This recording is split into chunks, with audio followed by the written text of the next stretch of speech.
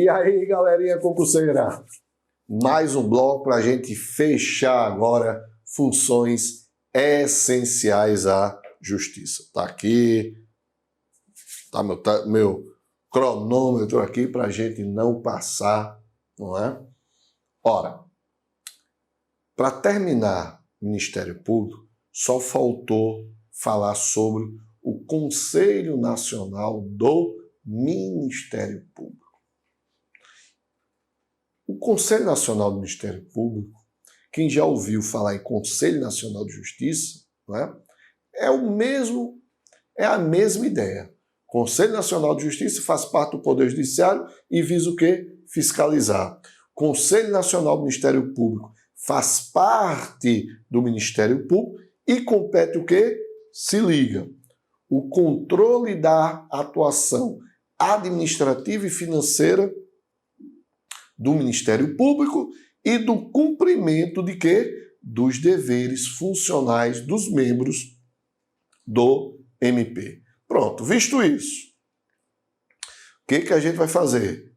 A gente vai ver quem faz parte dos membros do Ministério, do Conselho Nacional do Ministério Público, tá certo? Ó, são 14 membros.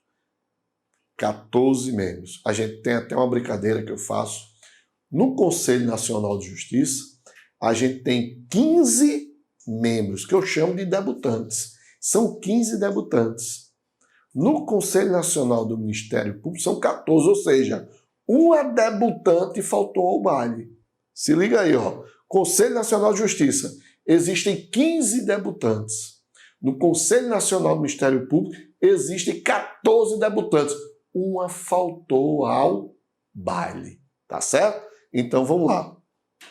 Então, o Procurador-Geral da República, ele preside o Conselho Nacional do Ministério Público. Então ele é formado por 4 membros do Ministério Público da União, assegurada a representação de cada uma de suas carreiras, 3 membros do Ministério Público dos Estados, 2 juízes indicados, um pelo STF e o outro pelo STJ, 2 advogados indicados pelo Conselho Federal da OAB e 2 cidadãos de notável saber jurídico e reputação ilibada.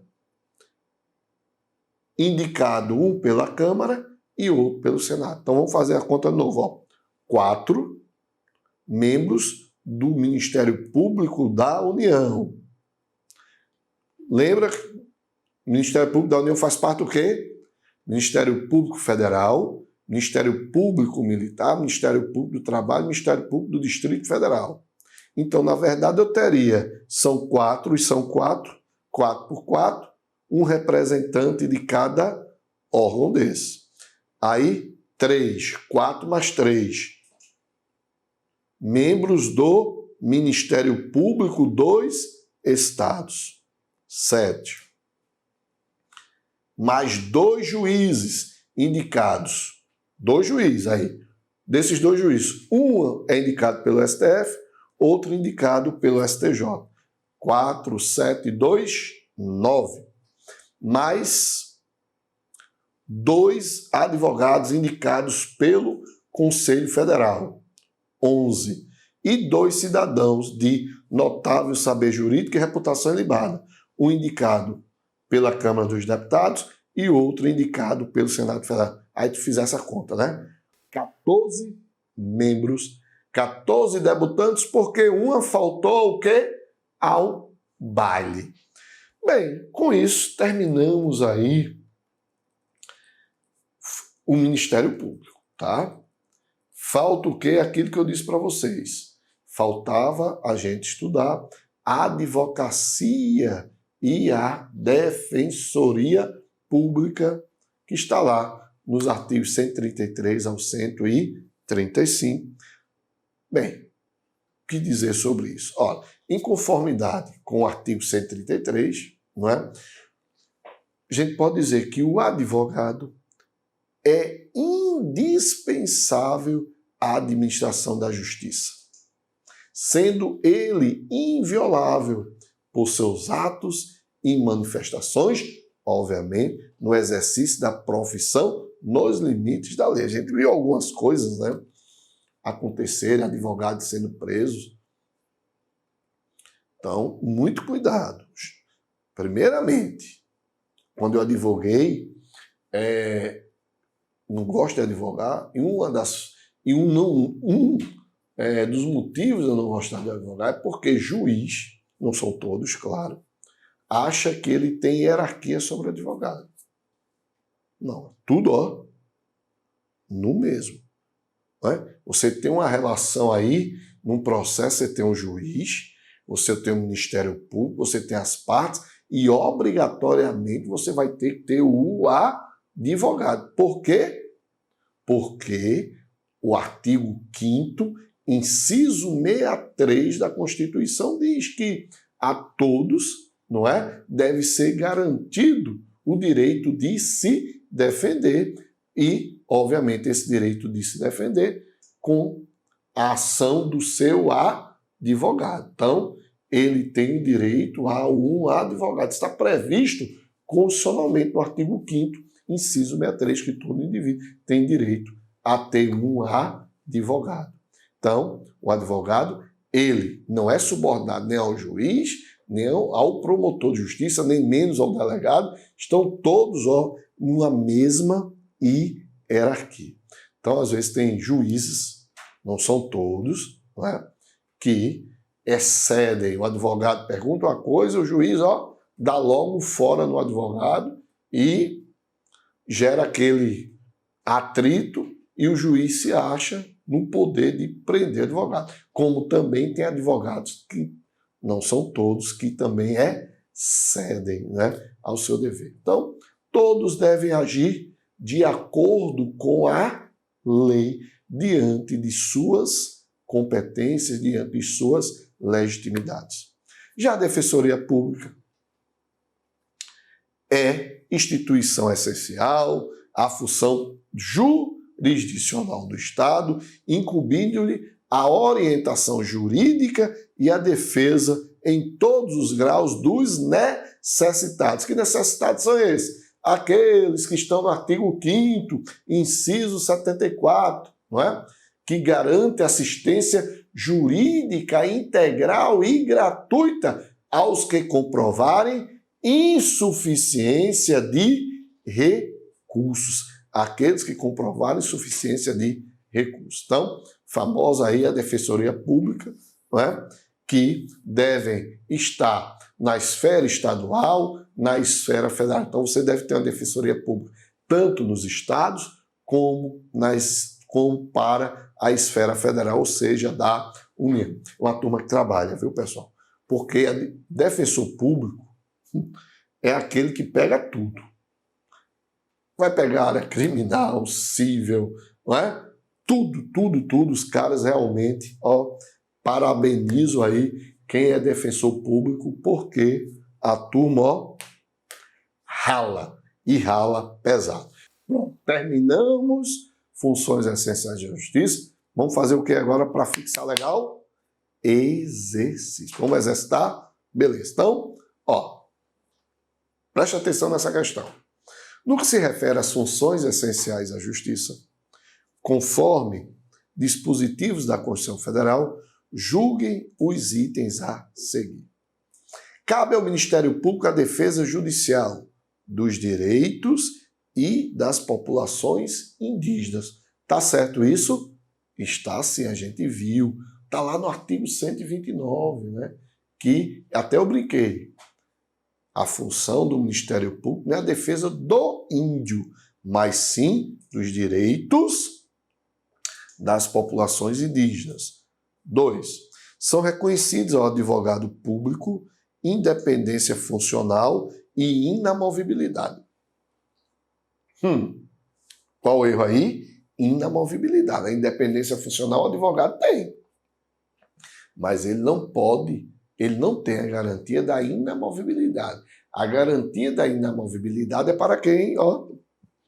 Membros do MP e membros da magistratura. Inciso terceiro, item terceiro.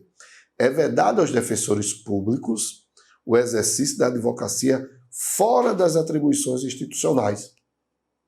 Certíssimo, né? Então, quando o cara presta concurso para advogado público, ele só pode exercer aquele cargo. Não pode advogar ser particular, né? Ser advogado nas horas vagas, negativo. Então, itens 1 e 3 estão corretos na nossa questão.